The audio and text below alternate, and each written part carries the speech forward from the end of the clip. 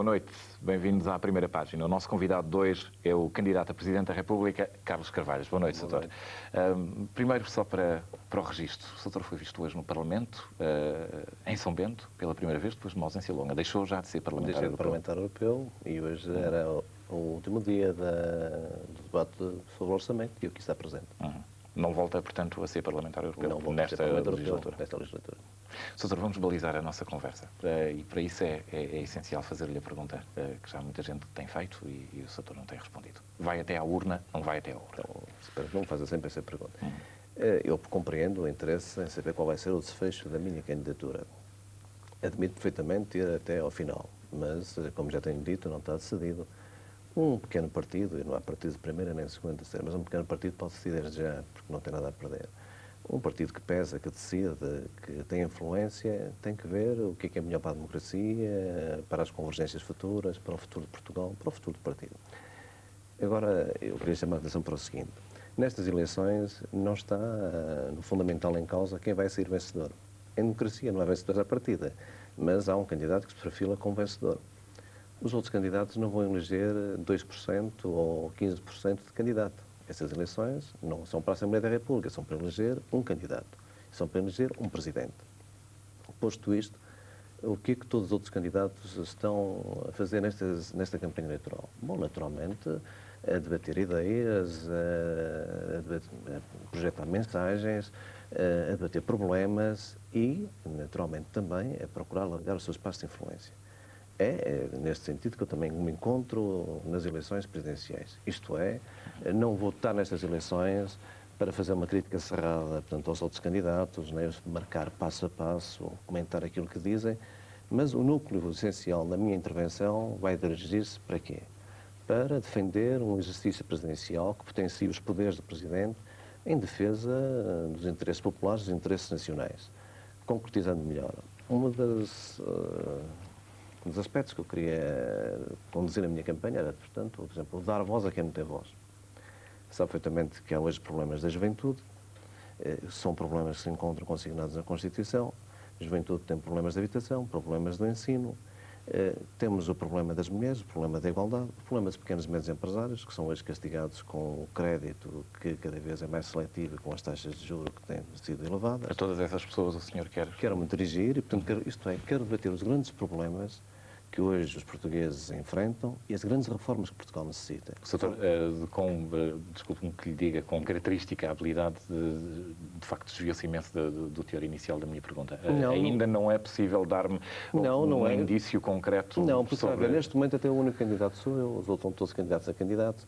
Isto é, o pleito praticamente ainda não começou e, portanto, eu só decidirei mais tarde. Mas, como já lhe disse, admito perfeitamente ir às urnas. O Soutor está citado como tendo dito que a sua fotografia iria aparecer no boletim de voto. Estou correto? Sim, está correto, é correto. Isso não indicia já que vai mesmo até à urna?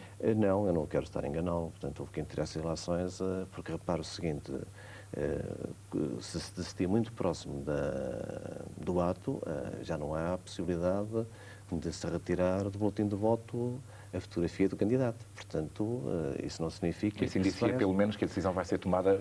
Não, e o que indicia é que isto é uma candidatura normal, natural, como as outras, mas eu quero ser transparente.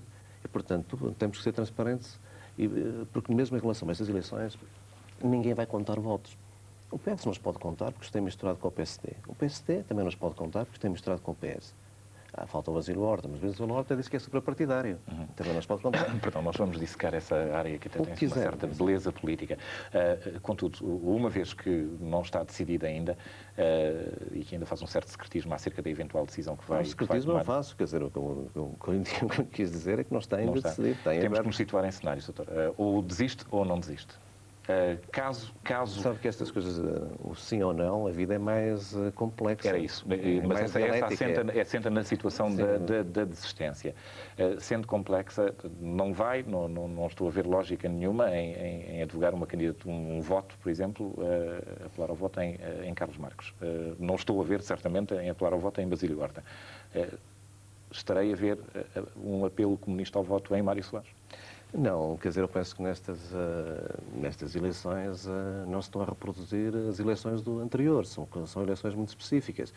como já disse, perfila-se um vencedor nestas eleições, embora a democracia não haja vencedores à partida. Portanto, não há o perigo aqui, portanto, de uma vitória de direita. Penso que isto é claro, toda a gente o afirma, a própria imprensa, a própria televisão.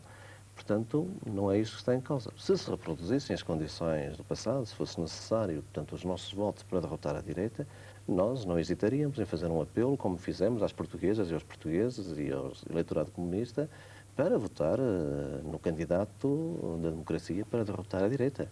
Isso não tínhamos qualquer problema, mas não é isto que se coloca. No entanto, quer dizer, vamos ver como é que se desenham todos os cenários. No exterior do PCP, Soutor, há análises que sugerem haver uma tendência dentro do seu partido que é fortemente a favor da abstenção. E tem feito certos pronunciamentos que não têm sido desmentidos pela direção do partido. Essa tendência é forte. Não estamos a desmentir, portanto, análises que são feitas, não é? Porque, naturalmente, poderá apontar-se que nós vamos apelar à abstenção ou que vamos apelar no voto em Mário Soares ou em Basílio Horta. Não, quer dizer, não estamos. Neste momento, é uma candidatura como as outras, séria, que eu pretendo ser séria, digna, que eu pretendo discutir os grandes problemas e as grandes reformas que Portugal necessita com sobriedade e com rigor. E quando falamos das grandes reformas da justiça, da regionalização, da saúde e da regionalização, levantar a questão porque o Presidente da República nunca suscitou inconstitucionalidade por omissão. Diremos a esses aspectos específicos todos, doutor, porque para já há também um claro jogo político esquerda-direita nestas eleições que também é preciso analisar. Esse lobby, como eu lhe referi, essa tendência, há outra tendência também que sugere que seja tradicionalmente até anti-suarista, tradicionalmente anti-PS e, portanto, que advogaria a sua ida até à urna e um voto comunista claramente definido no candidato comunista. Essa tendência também existe. Anti-suarista e anti-socialista não creio. Pelo menos seria historicamente consistente ou consentâneo com um determinado comportamento comunista, não é? Não era assim. Nós repara o seguinte, quer dizer, os votos comunistas e os deputados comunistas nunca faltaram ao encontro. Quem faltou ao encontro foram os votos socialistas e os deputados socialistas, que se aliaram muitas vezes, como se sabe, com o PSD e com o CDS. Nós pensamos que é importante a convergência. Aliás, esteve aqui o Dr. Jorge Sampaio, né? Ele até falou na Casa Comum de Esquerda.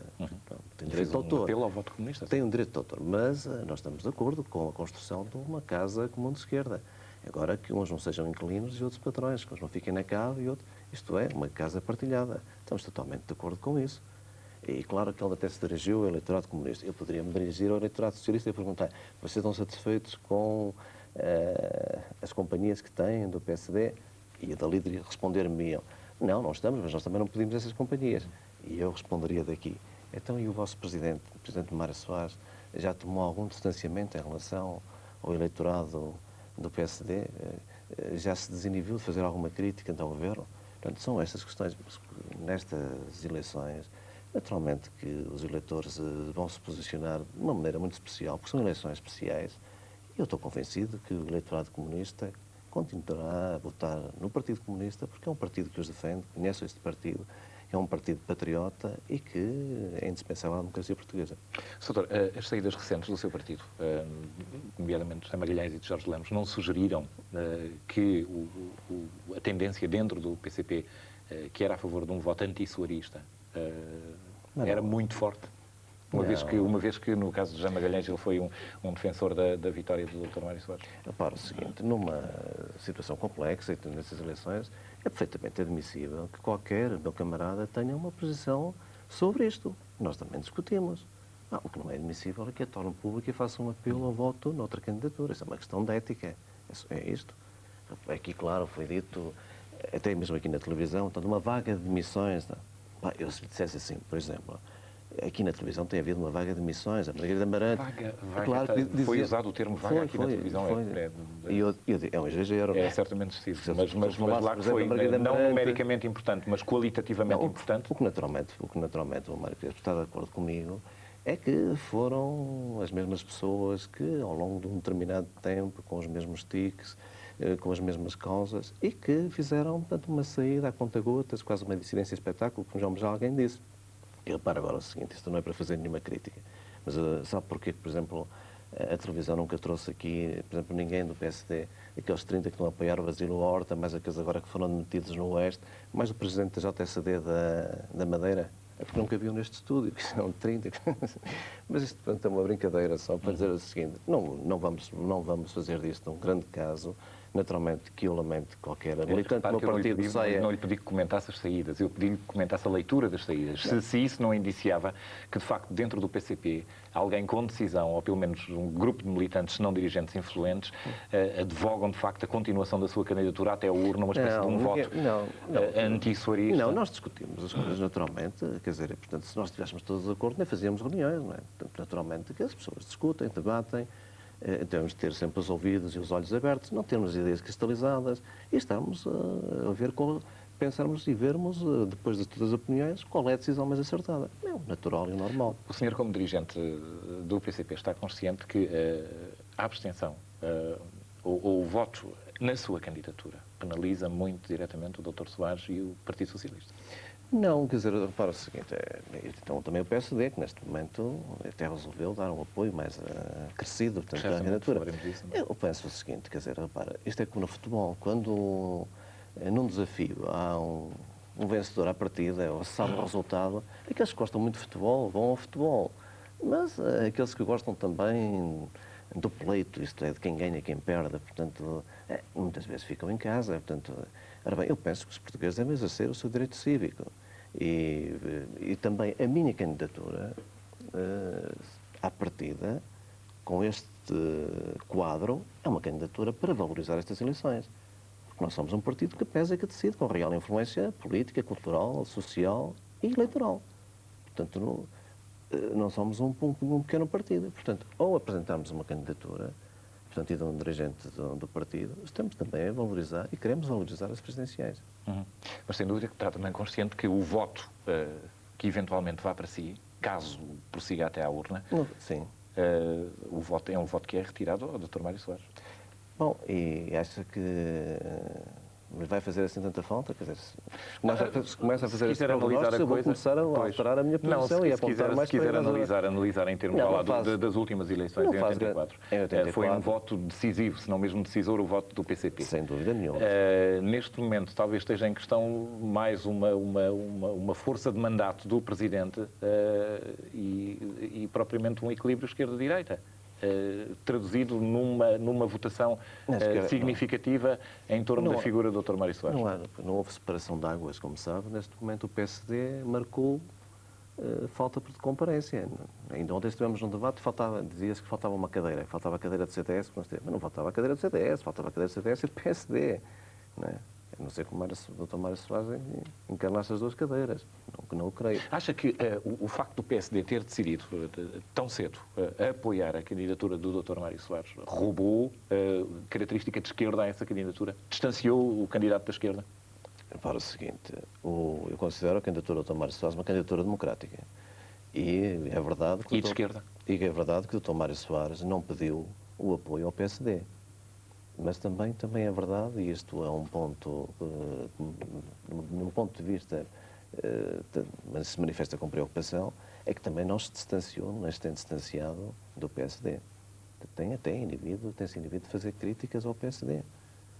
Ainda ontem, quando falámos do orçamento, o Presidente da República, o Dr. Mário Soares, disse, bom, quer dizer, mas eu estou aqui como candidato, mas também sou o Presidente da República, portanto não quero fazer críticas ao orçamento.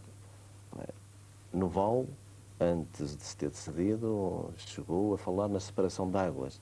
Mas neste momento não tem havido separação de águas. Como é que o Sr. lê, por exemplo, o futuro, em termos de legislativas? Não havendo, imagino que não há uma maioria clara PSD, um cenário possível, o poder do Presidente será decisivo. Naturalmente, tem um papel importantíssimo. E não era importante ter, nessa altura, um Presidente eleito com uma grande votação?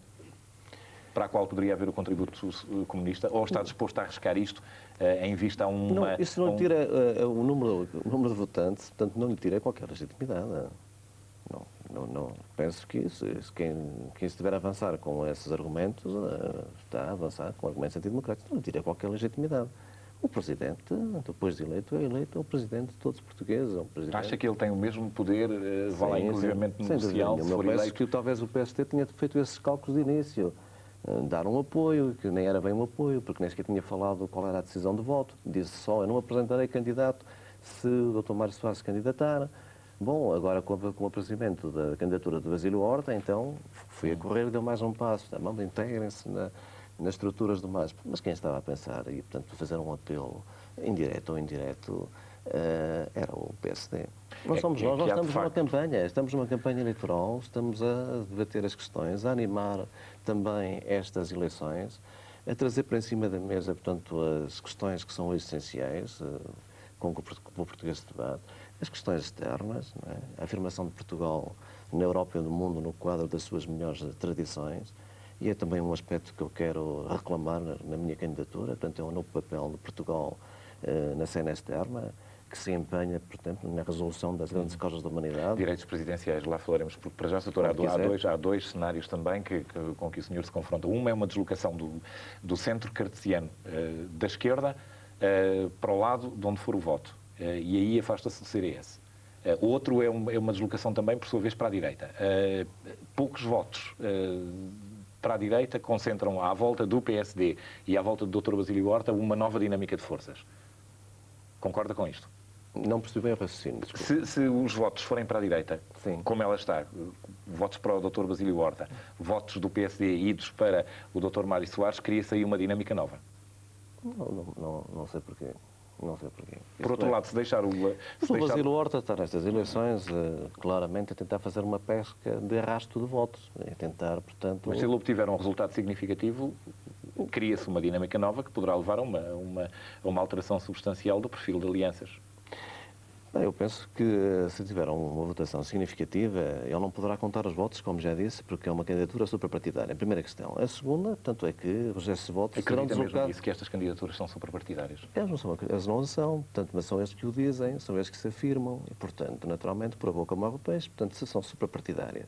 Naturalmente que ele não saberá contar quais são os votos da CDS, quais são os votos do PSD, que se deslocaram para esta candidatura. E depois são votos fixos, não é? Como eu ia concluir, se deixar ficar as coisas como estão, uma grande votação PS-PSD é uma emergência do Bloco Central que sai destas legislativas. Não teme aí um entendimento? Bom, claro que é tudo a temer, mas eu penso que os socialistas que me estão a ouvir, e sobretudo o eleitorado socialista, já conheceu qual foi a experiência do Bloco Central. E parece-me que foi uma experiência extremamente negativa. Quererão repeti-la. Eu penso que é com as forças de esquerda, com as forças democráticas, que é necessário encontrar uma convergência e uma alternativa. Não é uma alternância, porque o povo português, estou convencido disso, e que nos estão a ouvir, não querem mudar de orquestra para continuar a tocar a mesma música com um tom acima ou um tom abaixo, mas uma nova orquestra para tocar uma nova música. E aqui, se me permite, é fundamental e essencial o Partido Comunista Português. Aí a pergunta que eu teria era se o PCP não teria falhado numa estratégia para pôr estas eleições em termos de esquerda e direita, que elas, de facto, começam a fazer muito pouco sentido nessa área. Não, quer dizer, não fazem tão pouco sentido nessa área. Quer dizer, naturalmente que teve aqui o Dr. José Sampaio e ele sentiu-se um bocado encavacado com a sua postura, com a postura do Presidente, porque, de facto, quando ele veio aqui à primeira página, não fez nenhuma demarcação em relação ao eleitorado do PSD, sobretudo em relação ao PSD e em relação ao governo do PSD. Bom, até eventualmente terá desautorizado alguém do PS, isto segundo os comentários da imprensa. E, portanto, não é uma situação cómoda. Agora, quer dizer, as eleições presidenciais são eleições presidenciais e eleições legislativas são eleições legislativas. E eu espero que para as eleições legislativas... Mas, doutora, a aposta óbvia que o PCP faz nestas é dar alguma continuidade, alguma dinâmica de voto para as legislativas, obviamente. Não, dinâmica de reflexão sobre daí as ser a única questões. Candidatura partidária, não é? Nesta fase. Não somos a única partidária porque queremos disputar isto com transparência. Porque há bocado me perguntou se eu acreditava... É única assumidamente partidária. Não, penso que devemos assumi-la porque estas eleições são efetivamente eleições especiais. Agora, se debatermos as grandes questões, os grandes problemas, não estamos nós a... E isto é importante porque não é só discutir as questões que estão em cima da mesa para as legislativas. É porque é preciso também conhecer qual é o pensamento do candidato que vai ser Presidente da República ou que se candidata a Presidente da República. Porque da maneira como ele pensa sobre as grandes questões, naturalmente que isto vai influenciar a sua interpretação em relação à Constituição e em relação ao seu mandato. Mas ao debatermos as grandes questões nacionais e internacionais, não estamos também a abrir o caminho para uma alternativa, a abrir o caminho para que os portugueses pensem sobre as circunstâncias em que este governo exerceu o seu mandato com uma conjuntura externa extremamente favorável, em que acentua as desigualdades em que não está a preparar a economia portuguesa para 1993, encontramos-nos com uma especialização produtiva que é praticamente a mesma desde o início de tomada de posse de Cavaco Silva. Temos a Guerra do Golfo, naturalmente que podemos ter uma estabilização de petróleo na alta. E Portugal? Portugal encontra-se com a mesma dependência petrolífera que se encontrava na altura do primeiro choque. Enquanto a França, a Espanha, a Inglaterra, todos os países da CE diminuíram. Hoje, para se produzir $1 de mercadoria, gasta-se menos de 40% de energia do que se gastava antes do primeiro choque petrolífero, e Portugal mantém-se com a mesma dependência petrolífera. E são essas situações que o candidato sente na necessidade de denunciar? Eu não é denunciar, é debater. E, portanto, depois a opinião pública tirará as conclusões. Doutor, ainda no plano político, acha que uma vitória do Dr. Mário Soares, se ele sair com uma vitória substancial, vai favorecer o PS diretamente nisso? Repare, teve aqui o Dr. Jorge Sampaio e a certa altura ele disse que o Dr. Mário Soares lembrou, tinha sido secretário-geral do Partido Socialista, era um socialista que se afirmava socialista, laico e republicano, e naturalmente que vai lembrar isso. Vai lembrar isso. Embora, quer dizer, na questão dos votos não os pode contar, é por causa disso. Não teme a formação de um grande bloco socialista, hegemónico, que torne, por exemplo, o voto de opinião no PCP completamente dispensável? Não. Sabe porquê? E o isole não, à esquerda? Não temo. Porque o Partido Socialista não vai ser maioritário. E o Dr. Jorge Sampaio e o Partido Socialista sabe. Portanto, necessita de se definir se vai aliar com o PS, com o CDS, perdão, ou com o Partido Comunista e com outras forças democráticas e de esquerda. Ora bem, qual é o partido que mais fielmente e sistematicamente tem contribuído para desmascarar esta política, propondo soluções, debatendo as questões com profundidade? E depois o eleitorado comunista conhece-nos. Nós governamos cerca de 30% do território nacional. Não, infelizmente não é 30% da população, mas é 30% do território nacional. E o que é que essa população pode dizer?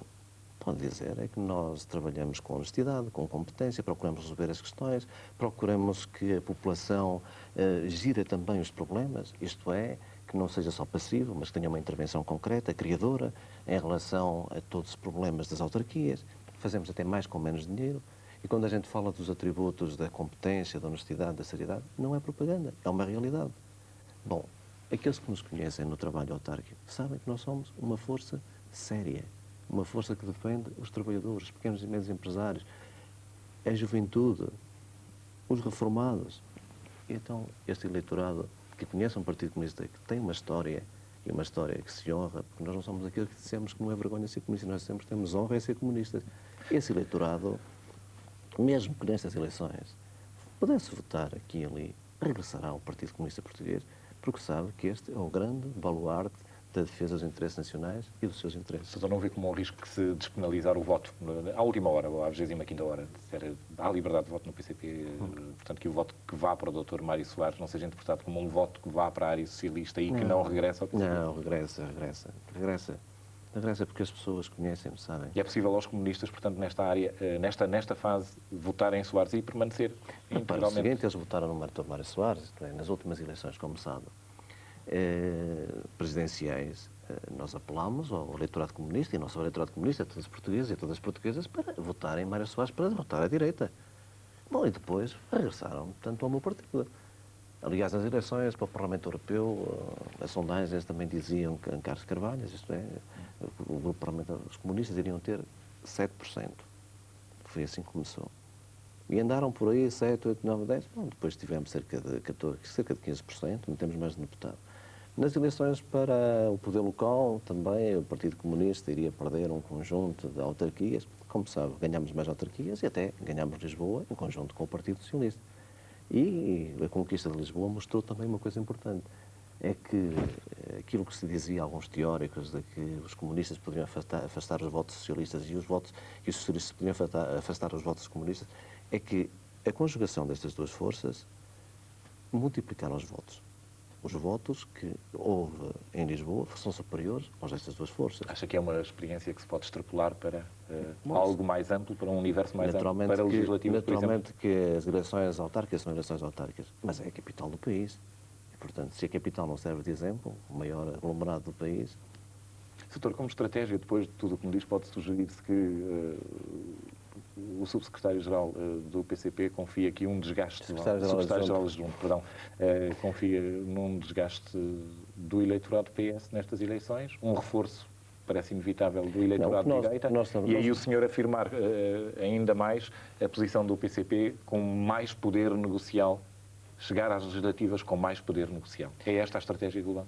Olha, nós pensamos que o fundamental não é a deslocação de votos do campo democrático, isto é, de socialistas para comunistas. O fundamental é deslocar votos que votaram erradamente, na minha opinião, no PSD, para o campo democrático.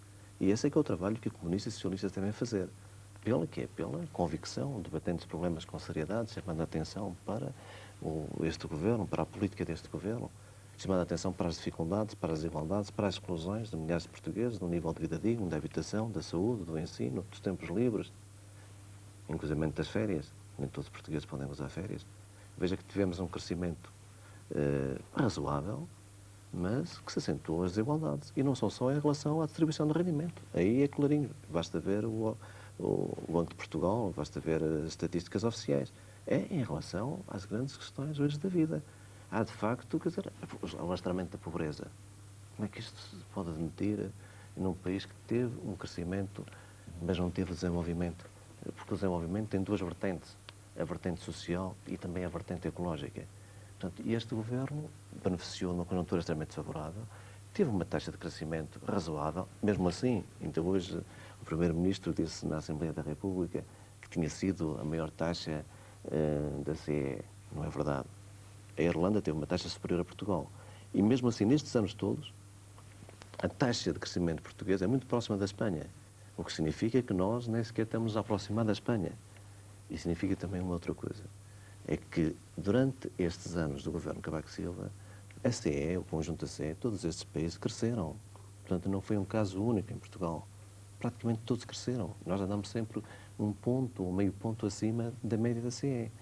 E, infelizmente, não nos estamos a preparar, porque hoje começamos mais tarde, houve aqui tempos de antena. Eu ouvi as declarações, por exemplo, do Presidente da CIP.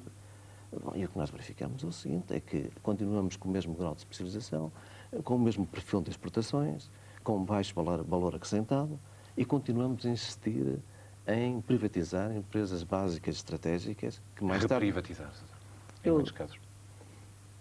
Como quiser, portanto, privatizar ou reprivatizar. Concordo com esta definição, é mais exata, não é? Eu, mais do que demorar-me na definição, no perigo que isto representa, que são alavancas fundamentais, centros de decisão que vão cair nos centros de decisão externos, em que Portugal ficará com muita dificuldade para decidir e traçar uma estratégia de desenvolvimento. E claro que poderá dizer-se que o que é bom para a General Motors é bom para os Estados Unidos da América, mas eu duvido que seja para Portugal. Ora, empresas como a Petrogal, em bancos como o Banco Português do Atlântico. E repara, a Constituição também diz o seguinte, diz que as empresas dos setores básicos estratégicos são insuscetíveis a privatizar. E aqui também é necessário a voz, a influência de um Presidente da República nestas questões. Eu abordar essas questões da soberania, obviamente já na segunda parte deste programa, porque só para concluirmos, portanto, a área, vá lá, política da sua candidatura, ela é feita como um alerta ao Partido Socialista? É uma candidatura de atenção? Nós temos um peso específico? Não é. Nós temos esse peso específico, não precisamos desses alertas. Não precisa de o afirmar agora, não. Numa altura em que há tanta mutação no mundo, em que há tanta variação ideológica, tanta perda de referência. Não, nós não perdemos referências. Nós não renunciamos ao socialismo, renunciamos a tudo aquilo que lhe é estranho. Continuamos a pugnar pelo socialismo, pelos valores generosos. O Mário Crespo tem viajado, e há bocado falámos até um pouco antes aqui, falámos da África, da Namíbia, da África do Sul. Bom, quando no mundo de hoje morrem por ano cerca de 16 milhões de crianças de fome ou de doenças curáveis, são os dados da Unicef, isto é uma acusação à consciência de todos nós, mas é uma acusação à consciência do sistema capitalista. O capitalismo é o fim da história. Não é preciso uma outra... sabe, muitos desses países optaram por fases de transição com regimes marxistas-leninistas que causaram a maior parte das hecatombes históricas. Se me permite, foram sempre acicatados por guerra, cercados, mas não são países socialistas. Procuraram uma via de desenvolvimento não capitalista. Mas hoje o terceiro mundo... Resultou. Hoje o terceiro... Naquela área não resultou. Mas não são países socialistas. O que o capitalismo a situação é esta. É que o capitalismo não resolve as questões. Não resolve as questões. Quer dizer, é preciso... O valor generoso que é este de tentar libertar o homem de todas as formas de opressão e de exploração é um valor que... E o marxismo-leninismo resolve isto, doutor? Pelo menos na experiência africana que o doutor puxou para aqui, eu falei do terceiro mundo, podemos falar das sociedades desenvolvidas, falámos de Bruxelas também há bocado. Veja, por exemplo, neste momento, todos os professores em greve, veja, portanto, as zonas de miséria, a acentuação das desigualdades também isso verifica. 44 milhões de pobres que existem, portanto, no mundo capitalista desenvolvido, na CE. Podemos ir para os Estados Unidos, com o que hoje tem uma duplicação da dívida externa. Isto é, a dívida externa dos Estados Unidos. Mas vejo do outro lado também uma plena crise na União Soviética, naturalmente. Mas o presidente Gorbachev a apelar ao mercado livre, ao mercado aberto. Apelar a uma economia de mercado, que não é uma economia capitalista, porque o mercado existia antes do capitalismo. O capitalismo, repara o seguinte nesta contradição. Hoje não há nenhuma economia capitalista que se autodenomine capitalista. Autodenominam-se economias de mercado. Têm a vergonha de se chamar capitalistas. Mas são economias capitalistas. Um certo estigma associado ao termo, doutor, que de resto foi bem orquestrado, se me dá licença, por uma certa dose de propaganda comunista também. A Guerra Fria já lá vai, ontem houve a conferência sobre segurança. Mas dos estigmas que resultaram, um deles foi certamente o considerar o termo capitalista pejorativo. Mas nós continuamos a pensar que é necessário vincular a liberdade aos valores da igualdade e da justiça social. E julgo que as palavras do poeta alemão do século XIX, que dizem que todas as engrenagens se pararão se o teu braço forte assim o desejar, continuam válidas. Isto é, o homem é a medida de todas as coisas. E eu penso que se não houver, de facto, a intervenção popular na resolução dos problemas, veja, por exemplo, aqui em Portugal o que é que está a verificar com o Plano de Desenvolvimento Regional, que foi feito em gabinete, em bureau burocrático. O que é que está a suceder? É que não estão a aproveitar os fundos estruturais, que há um divórcio das populações, que estão a escolher projetos que não têm interesse na região. Porquê? Porque não houve uma intervenção nem das autarquias, nem das populações, nem dos cidadãos, nem dos sindicatos. Foi feito no gabinete, alcatifado, naturalmente, mas aquilo que poderá ser bem feito no gabinete pode não corresponder absolutamente nada à vida. Ora, é necessário esta intervenção e a intervenção criadora. E isto é fundamental para um projeto de desenvolvimento. Vamos continuar a focar a intervenção que o candidato Carlos Carvalhas deseja ter e vamos fazê-lo já na segunda parte deste programa. Primeira página, um curto intervalo. Nós voltamos já.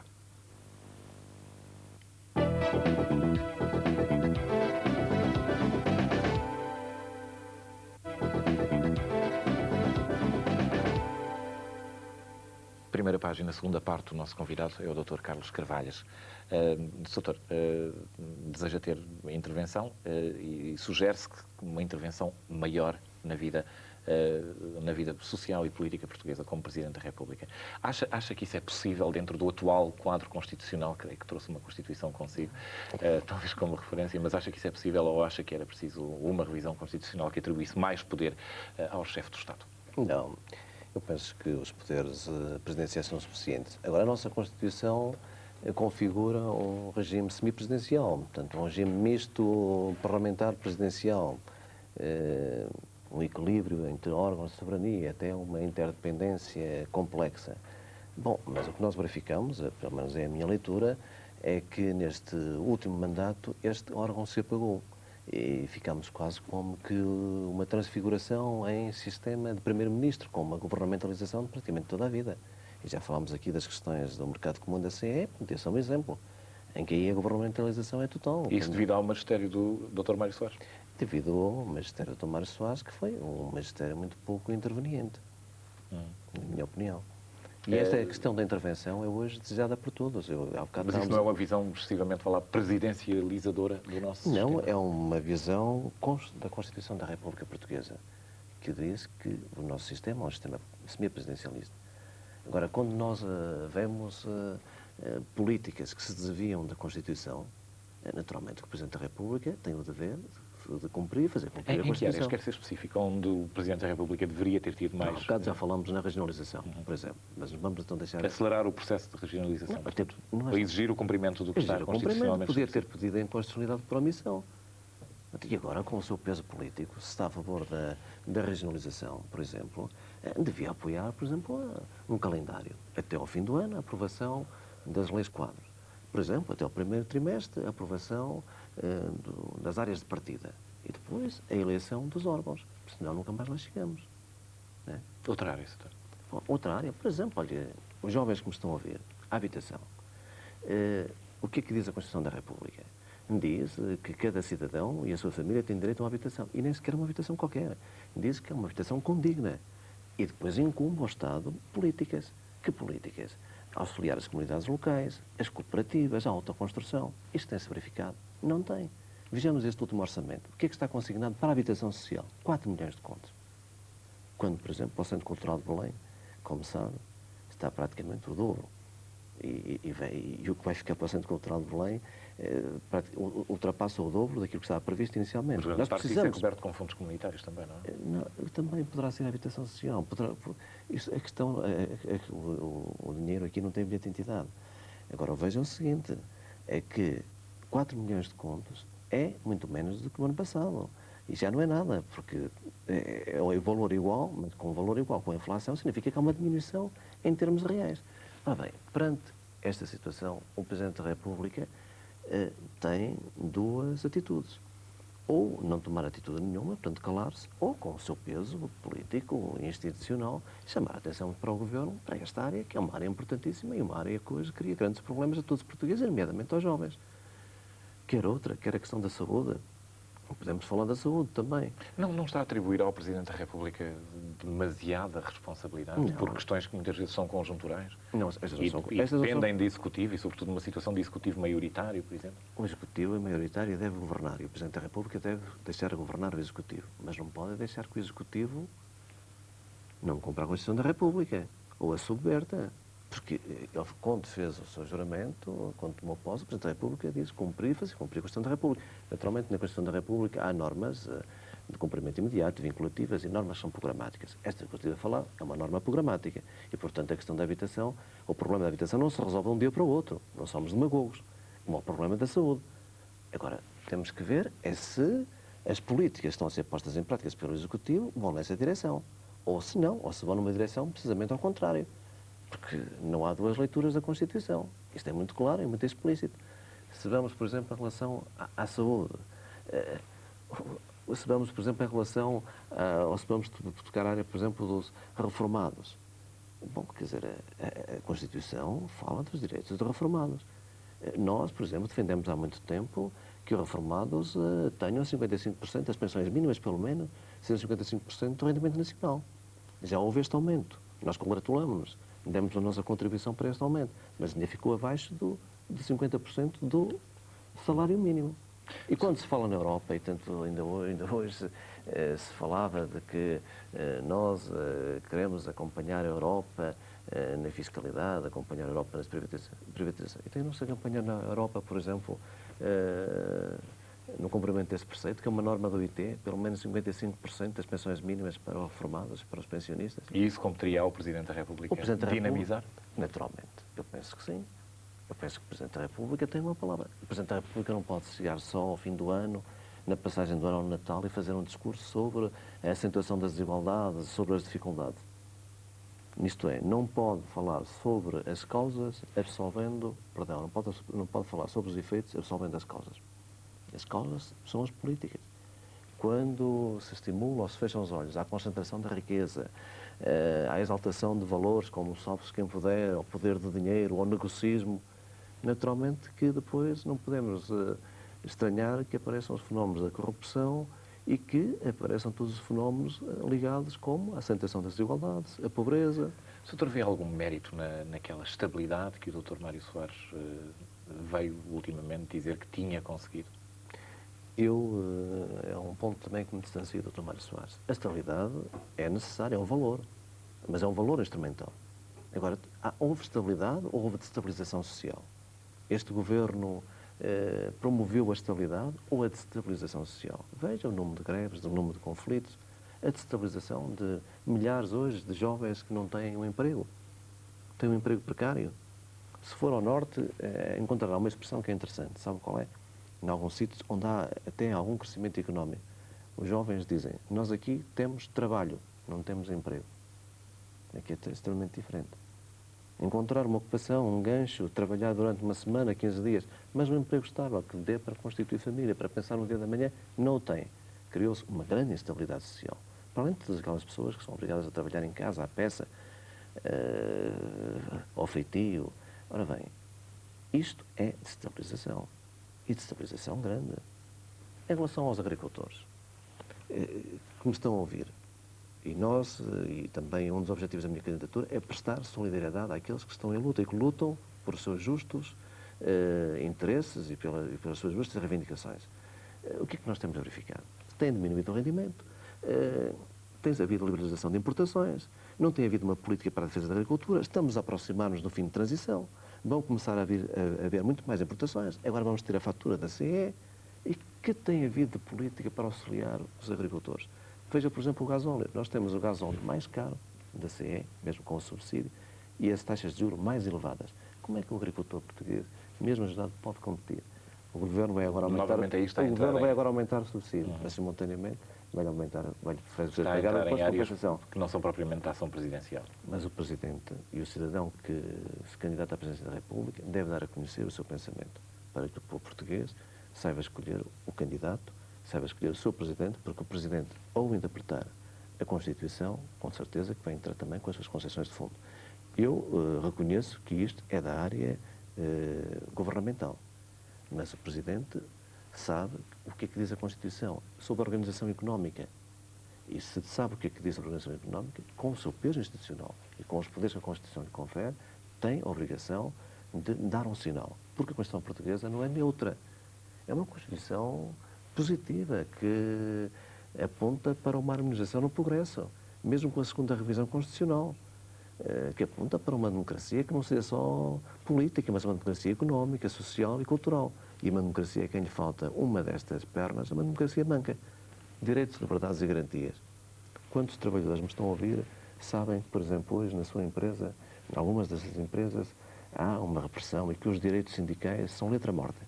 No entanto, o direito do sindicalista na empresa está consignado na Constituição. Trabalho infantil, já que falámos no Norte. Eu sei que estas coisas não se resolvem de um dia para o outro, mas a proibição de trabalho infantil tem dignidade constitucional. Mas ainda recentemente o Presidente fez um pronunciamento público, acho que foi até no estrangeiro, sobre isso. Não, o que disse, infelizmente, no estrangeiro, o Dr. Mário Soares, na Suécia, disse é que antigamente não se falavam nestas coisas, agora se falam. Portanto, o que levantou foi uma questão de transparência. Ora, bem, isto é mais do que uma questão de transparência.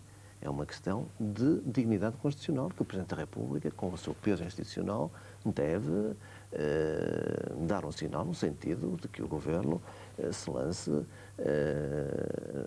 a acabar com esta chaga social. Doutor, eu não resisto a fazer uma pergunta. Como é que compara, por exemplo, os dois mandatos do Dr. Mário Soares e o do General Yanes? O General Yanes foi bastante mais interventor. Foram situações também diferentes. Penso que é difícil comparar quadros históricos diferentes e até quadros económicos diferentes. O Dr. Mário Soares foi presidente já com um governo maioritário, com uma situação conjuntural que foi extremamente favorável, globalmente favorável, deste governo, enquanto que o General Yanes foi presidente ainda muito próximo da Revolução, com estabilidade e com os contra-choques petrolíferos, portanto foram magistérios totalmente diferentes. Não é possível qualquer espécie de comparação, mesmo com o estilo de atuação. Advogava, para si, como candidato, advogava mais que modelo? O meu modelo. Bem respondido. Doutor, o PCP inicialmente tinha também uma atitude que foi esbatendo anti-CEE. Hoje, obviamente, não a tem, pelo menos tão manifesta. O senhor foi parlamentar europeu, esteve no Conselho da Europa, portanto tem também uma visão europeia muito definida. Acha que há risco de nós perdermos a soberania nestas várias fases de integração que se estão a desenhar? Ou perdermos elementos importantes de soberania? Bom, eu penso que sim, que há riscos, e, portanto, e o Presidente da República... Eu, quando lhe pergunto que há riscos, pela maneira como as coisas estão a ser conduzidas. Eu penso que sim, que há riscos. E, portanto, penso que o Presidente da República tem a obrigação de defender, portanto, a soberania e a independência nacional. É também uma das obrigações constitucionais. E penso que me está a colocar esta questão sobre a união política. Portanto, porque há bocado me falou. Eu julgo que a união política tem que se ver o que é. Há aqui um certo jogo de espelho. Se a união política é a sobreposição de interesses, se é um governo único, se é o tal Estados Unidos da Europa, que alguns falam, mas que nem todos os federalistas nem sequer dão esta imagem, nós somos contra, porque pensamos que devemos defender a nossa soberania e os nossos interesses. Devemos estar de igual para igual. Agora, se união política é uma maior cooperação no campo externo, no campo económico, em todos os campos, totalmente de acordo. O meu partido não é contra a cooperação e o estreitamento da cooperação, pelo contrário. Mas que seja uma cooperação mutuamente vantajosa, em pé de igualdade, em que se unam os esforços para a resolução dos grandes problemas e não a sobreposição. Eu não quero para o meu país, tenho uma ambição para o país que não seja de uma província sem alma, numa Europa comandada pelas transnacionais e forjada pelos grandes interesses. Não, penso que cada país tem a sua cultura, sou pelo diálogo das culturas, devemos cooperar. Na CE, disse muito bem, estamos na CE. Eu, pela minha parte, estive no Parlamento Europeu, procurei, dentro das minhas forças e dos limites e das minhas competências, defender os interesses portugueses. Estive na região autónoma da Madeira e o Dr. Alberto João Jardim fez-me um brinde. E disse, olha, não posso brindar pelo seu êxito político, mas quero brindar pelo seguinte, para lhe agradecer, em nome da região, aquilo que o seu grupo parlamentar fez no Parlamento Europeu. Bom, isto é público. Da maneira que me permitiu, no dia seguinte, numa entrevista ao jornal, dizer que não seria absurdo que o Alberto João Jardim apelasse aos madeirenses para votarem na candidatura de Carlos Carvalhas. Bom, e não tive nenhum comentário sobre isto da parte dele. Mas isto para dizer o seguinte, é dizer que a nossa postura em relação à Comunidade Económica Europeia, que hoje é diferente, é esta. Nós procuramos valorizar ao máximo todas as oportunidades. Procurar também, ao máximo, diminuir todos os efeitos negativos. E o próximo quinquênio do Presidente da República é um quinquênio complexo, porque é a altura em que vamos defrontar o mercado único, a União Económica e Monetária e, eventualmente, a União Política. Aí vai haver, na União Económica e Monetária, uma perda inevitável de soberania. Repara o seguinte, vamos ver quais são os passos que se vão dar, porque houve que viesse agora da última cimeira de Roma, com a ideia de que se deram grandes passos em frente. Eu já estive, por exemplo, depois disso, numa reunião com o Presidente do Bundesbank, em que ele levantou muitas dúvidas sobre o avanço. Até chegou a dizer, um Banco Central, mas um Banco Central que seja pelo menos tão eficaz como o Bundesbank. E deixou até transparecer alguma arrogância quando disse... Se esse Banco Central fosse o Bundesbank. Tão eficaz como o Bundesbank. Eu queria quase dizer que como se fosse o Bundesbank. E chegou até um pouco a sugerir moeda única, mas neste momento já há uma moeda única com o marco. Houve alguém que levantasse a questão, estamos a tratar da União Económica e Monetária, se da União Económica com o M marco. Bom, portanto temos que ver estas questões. Vê algum risco iminente disso? Eu vejo sobretudo um grande risco. Por exemplo, de entrada para o sistema monetário europeu daqui a um ano? Não, nós colocamos sempre esta questão. A entrada do escudo para o mecanismo do sistema monetário, para o mecanismo cambial do sistema monetário europeu, porque o escudo já pertence ao sistema monetário europeu, deve-se ter em atenção várias questões. Um deles, o nível da inflação, em relação aos níveis médios da Europa. A questão da nossa balança de transações correntes e o nosso processo de desenvolvimento. Aliás, fomos o primeiro partido a levantar estas questões. Hoje, praticamente todos os partidos estão de acordo que estas são as questões básicas para balizar uma entrada de escudo no sistema monetário europeu. Mas, se me permite, a questão fundamental é a questão do desenvolvimento.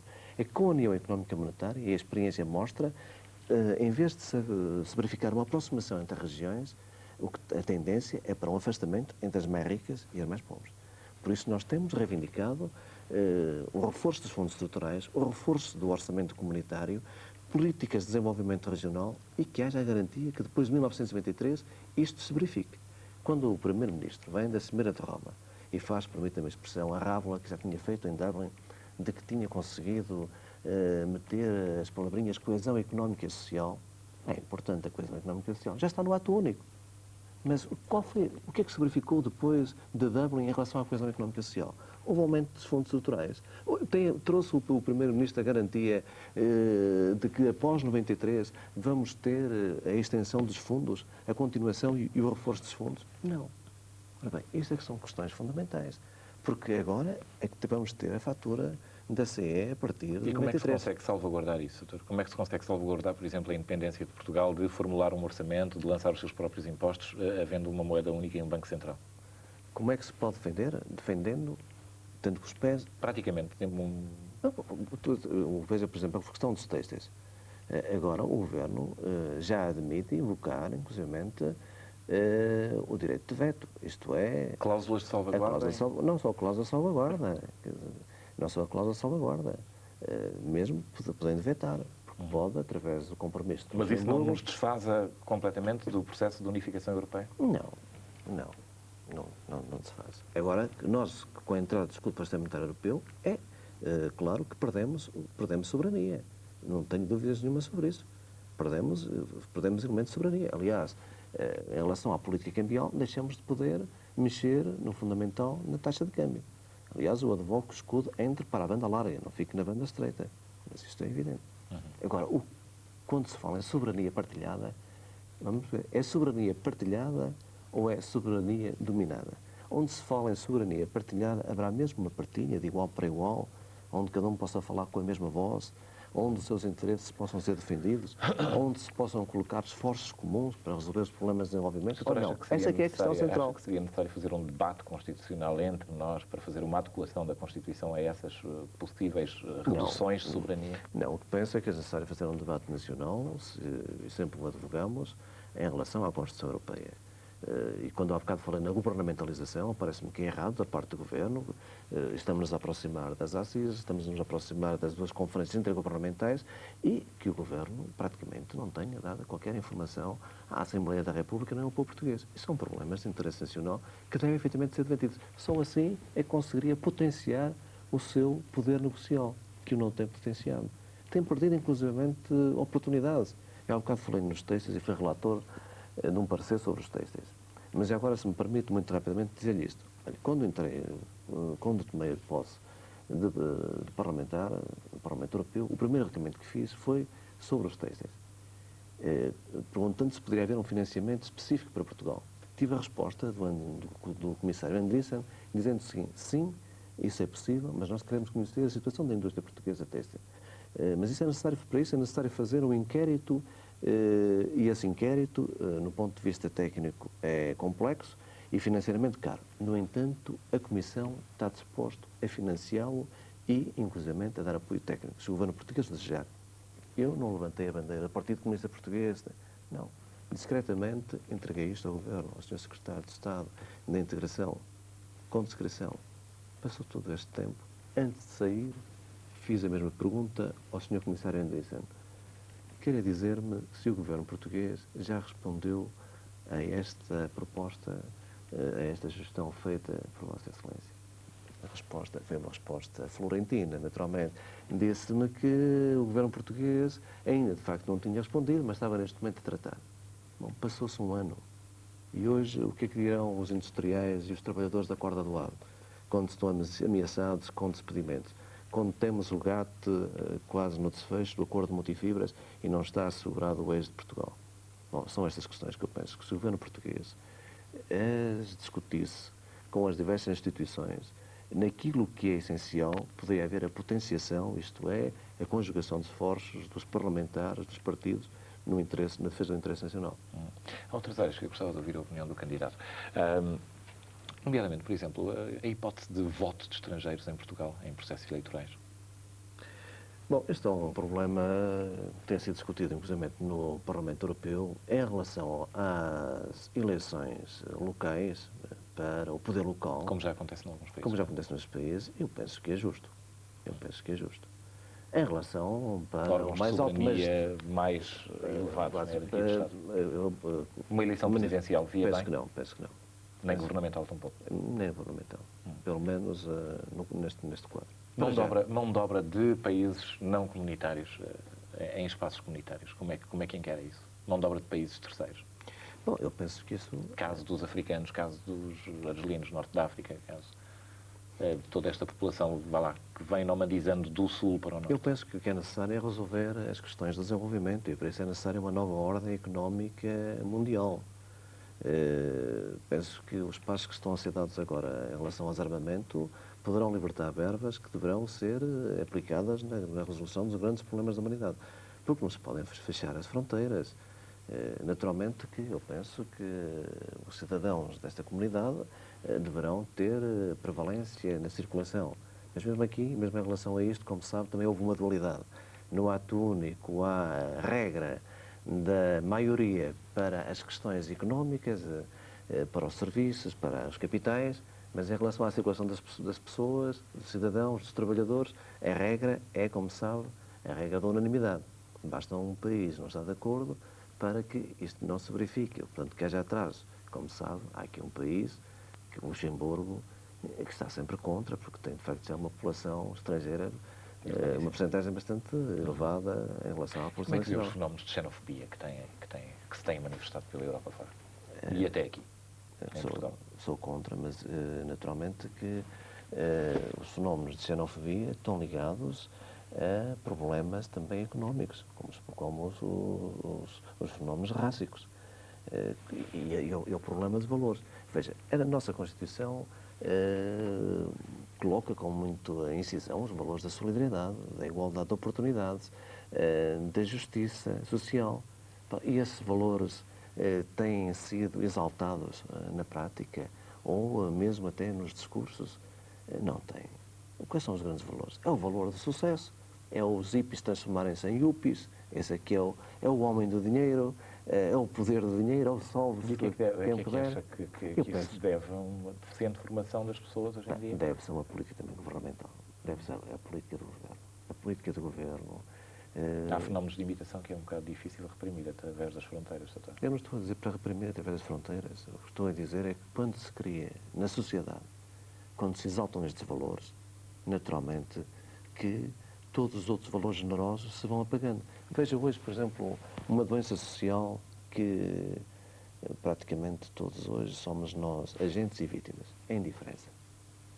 É ou não? Existe ou não e campeia ou não na nossa sociedade a indiferença generalizada. A indiferença por aquele que nos estende a mão, perante o velho, o idoso que morre aí no andar, sozinho. Portanto, nós não precisamos construir uma sociedade mais humanista, que responda às necessidades e aos interesses do homem. Doutor, o tempo está a chegar mesmo ao fim. Eu tenho aqui 3 ou 4 questões que gostava que respondesse e apelo ao seu não poder. Sejam difíceis, não sejam... Não, nenhuma, mas que apelo ao seu poder de síntese desde já. Doutor, como é que vê, tem interesse também em saber a opinião do candidato ao cargo de Presidente da República sobre a situação da NATO, doutor? Como é que vê a NATO, caiu o muro de Berlim, acabou agora a Guerra Fria há dias? Eu penso que esta Conferência sobre a Segurança e a Cooperação Europeia é um passo muito positivo. E julgo que, por exemplo, Portugal deveria dar um grande empenho à dissolução dos blocos. Isto é, a construção de uma nova segurança coletiva que ultrapassa a lógica dos blocos. Naturalmente que, numa primeira fase, poderá passar-se por uma acentuação da vertente política dos dois blocos. Mas quando há um que praticamente está em dissolução, não faz sentido manter-se o outro. E, portanto, Portugal também tem que dar, penso que dar este contributo e mais, deverá fazer esta reflexão internamente qual é o nosso contributo no plano externo e no plano interno em relação às questões militares e às questões de segurança. Doutor, como é que vê, por exemplo, o desaparecimento progressivo, e eu creio que se pode realisticamente falar disso, de partidos comunistas na Europa? Vimos, por exemplo, uma substituição de um partido comunista por um partido cristão-democrata na Alemanha, que se unificou. O desaparecimento do Partido Comunista Italiano. Como é que o senhor, um comunista, vê isto? Bom, como sabe, na Itália as questões são diferentes. A gênese do partido foi diferente. A gênese do partido é diferente, o partido é diferente, a situação é diferente. Nós continuamos a ser comunistas. Na Alemanha, o Partido Comunista mudou de nome, se continua com os mesmos valores. Agora, o que penso que a questão que me queria colocar é esta, é que houve um modelo que se esgotou e que facilitou a derrota desses partidos. Isso para nós, é claro, Nós vimos mal certas questões, mas nós não temos modelos. Quer dizer, nós nunca aceitámos o modelo... Mas, retoricamente, defenderam pelo menos um estilo de vida que se considerava traduzido... Não, nosso estilo de vida, nós respondemos pela nossa história, por aquilo que fazemos em Portugal. E já tive a oportunidade de dizer que temos honra em relação à nossa história. Mas agora, se me permite, e portanto, em relação a essa questão, afirmamos, não temos modelo. Agora pensamos é que o socialismo é a saída para a humanidade, que não há alternativa, que é necessário vincular o valor da liberdade, que é necessário vincular o valor da liberdade, o valor da igualdade e da justiça social. Que socialismo, Sr. Que socialismo? Que socialismo tenha o socialismo que não o qualifica em nenhuma das correntes a ciência política. Não, o socialismo não precisa de qualificação. Que tenha por centro o homem e que tenha por objetivo libertar o homem de todas as formas de opressão e de exploração, como há pouco lhe disse.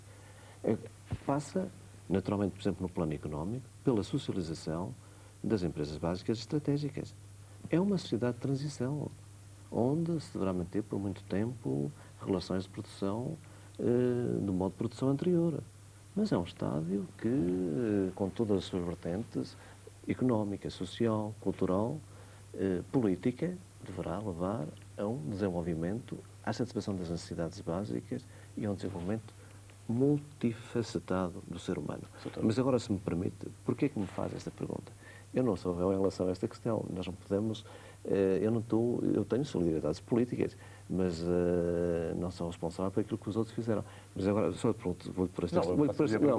Eu naturalmente, mas vou por esta questão já porque... Vou por esta questão até porque o Mário Pires escreveu até uma vez um artigo sobre uma entrevista do meu camarada Álvaro Cunhal sobre estas questões. Por exemplo, teve aqui o secretário-geral do Partido Socialista.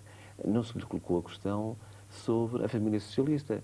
Sobre as coisas pouco bonitas, por exemplo, que fizeram em Espanha, os irmãos de guerra... Mas houve sempre uma demarcação muito grande do lado do Partido Socialista em relação ao socialismo democrático. Eles têm solidariedades em relação ao socialismo e até solidariedades orgânicas, pertencem como sabem, à Internacional Socialista. E se nós falássemos do Papandreou, daqui dos irmãos de guerra, bom, do protesto juvenil, por exemplo, agora no Rocard, em França, bom, e vai entrevistar... na próxima terça-feira, a pessoa Cavaco Silva. Porque não falar-lhe da família liberal, perguntar pela família liberal, pela senhora Thatcher, permita-me a expressão, pela selvageria social na Inglaterra. Aceito que pela dimensão histórica que teve a queda do modelo, de facto justifica que nós agora perdamos algum tempo a refletir à volta dele. Naturalmente, eu não fugi para a reflexão. Só lembrei que vale a pena também perguntar aos outros. Certamente, mas eu não creio que tenha tido a dimensão histórica que teve a queda do Sr. Ondisco. Não é a sua referência, mas pelo menos da sua referência ideológica. A história da social-democracia é uma história mais antiga, como se sabe. Não creio que decorra muito bem esse argumento que usou, mas está bem, mas prossigamos. Decorre certamente esta pergunta depois. O senhor, depois da queda do muro e depois da convulsão toda que ainda se está a verificar, vê Portugal votar num projeto comunista, Sr. Acredita que votem? Naturalmente. Quando os portugueses quiserem ter um presidente comunista, eu penso que os portugueses não se vão arrepender. Porque será um presidente que defenderá o sagrado direito da liberdade, cumprirá a Constituição, empenhar-se-á na resolução dos problemas dos portugueses e na valorização de Portugal na cena internacional. Não tenho dúvidas nenhuma sobre isso. Os portugueses conhecem os comunistas. O Mário Pires conhece-me também. O Alberto João Jardim disse o que disse sobre o grupo parlamentar comunista no Parlamento Europeu.